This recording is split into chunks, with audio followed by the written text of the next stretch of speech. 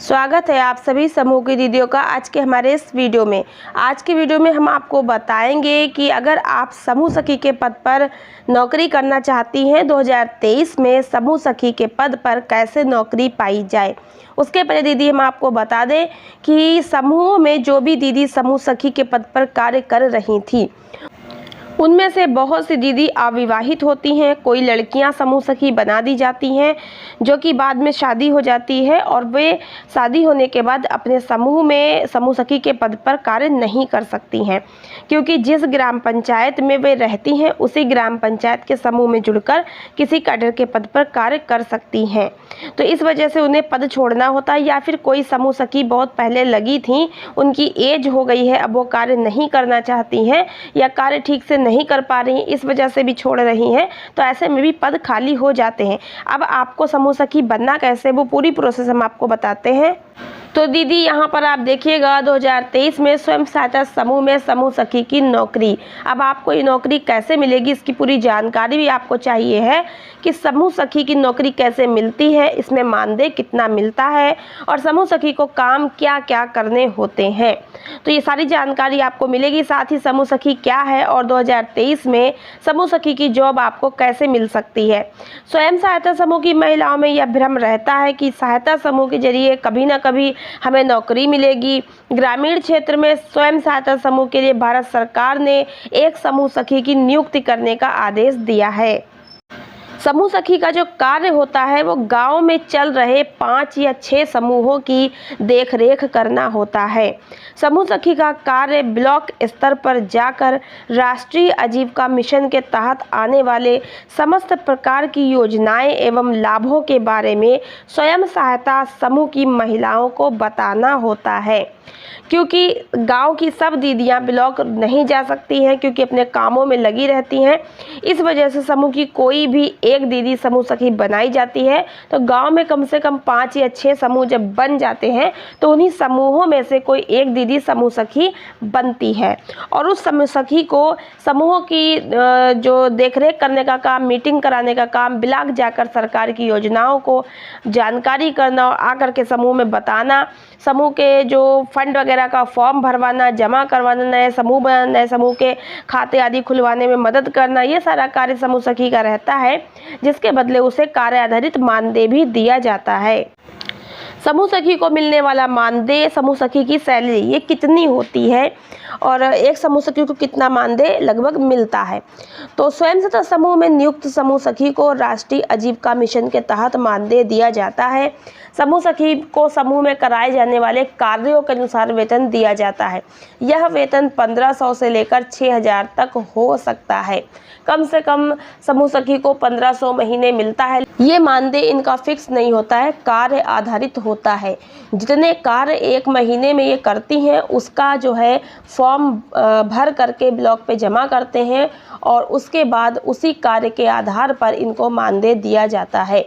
तो जितना भी कार्य ये कर लेती हैं उतना मानदेय दिया जाता है। समूह सखी को कार्य आधारित मानदेय किस प्रकार से दिया जाता है, इस पर मैंने डिटेल में अलग से एक वीडियो बना रखी, उसमें मैंने समझाया है, बताया है किस किस कार्य का कितना कितना पैसा किस हिसाब से मिलता है और टोटल महीने में कितना पैसा बन जाता है। तो उस वीडियो को ऊपर आई बटन में दे दूंगी, देख लीजिएगा, लास्ट में एंड स्क्रीन पर दे दूंगी, जरूर देख लीजिएगा और प्रयास करूंगी कि डिस्क्रिप्शन में भी आपको लिंक दे ही दूँ।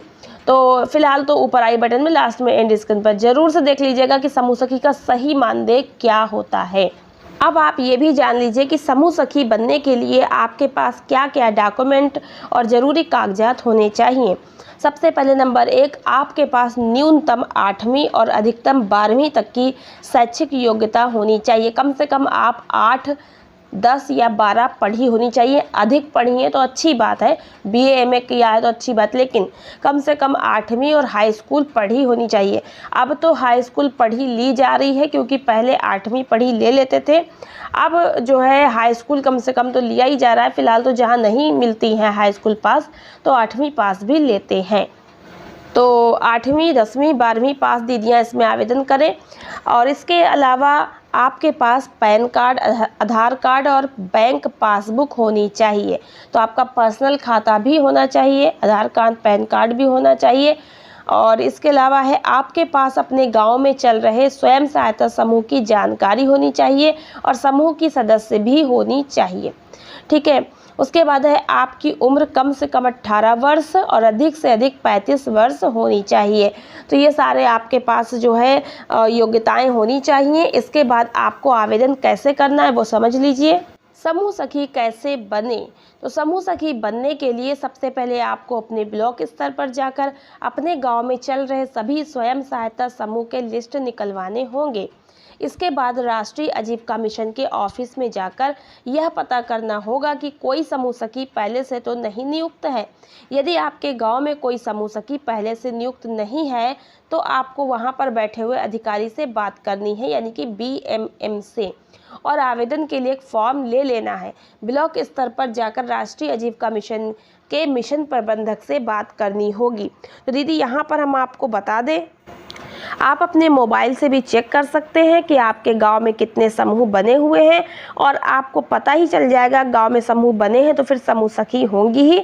जानकारी कर लें, आप समूह से जुड़ी हैं तो आपको इसके बारे में जानकारी पहले से होगी ही, नहीं तो ग्राम संगठन से भी पता कर सकते हैं या फिर आप सीधे अपने ब्लॉक पर जाइए, वहाँ पर NRLM ऑफिस में जाकर के BMM से मिलिए और उनसे पता करिए कि आप जिस ग्राम पंचायत में हैं, जिस गांव में है, वहां पर समूह सखी कौन है, तो वो बता देंगे। वहां से आपको समूह सखी के बारे में जानकारी हो जाएगी।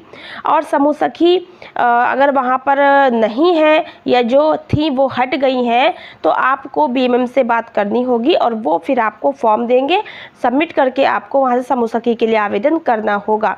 और दीदी हम आपको बता दें, अगर आपके गाँव में 10 से 15 समूह बन जाते हैं तो फिर वहाँ पर 2 समूह सखी रखी जाती हैं। तो अगर आपके गांव में अभी तक एक ही समूह सखी है, 10 से 15 समूह बन चुके हैं, तो भी आप ब्लॉक जाकर संपर्क कर सकती हैं और समूह सखी के लिए आवेदन कर सकती हैं। इसके लिए आपको ब्लॉक पर NRLM ऑफिस में BMM से ही बात करनी होगी। तो स्वयं जाकर के आपको इसके बारे में जानकारी कर लेनी है। स्वयं जाकर के बात करिए, अपनी क्वालिफिकेशन बताइए, डॉक्यूमेंट लेकर जाइए, क्योंकि ऑफलाइन फॉर्म होता है, कोई ऑनलाइन फॉर्म नहीं होता है। वहीं पर आपको फॉर्म मिलेगा, वहीं पे भर के जमा कर देना होता है। उसके बाद वो आपको आगे की प्रोसेस बता देंगे और उसके बाद आपको समूह सखी के पद पर चयनित होने का मौका मिल जाएगा। मानदेय को लेकर के मैंने आपको पहले ही बता दिया है कि हर महीने 1500 कम से कम मानदेय मिलता है, लेकिन इससे ज़्यादा भी हो सकता है, कम भी हो सकता है। तो कार्य के आधार पर होता है कि कितना कार्य आप कर रही हैं। तो ये जो है मानदेय की अलग वीडियो है, ज़रूर देखिएगा। आज की वीडियो कैसी लगी कमेंट बॉक्स में लिखकर बताइएगा। मिलते हैं नेक्स्ट वीडियो में कुछ नई जानकारी के साथ। आज की वीडियो में इतना ही, धन्यवाद।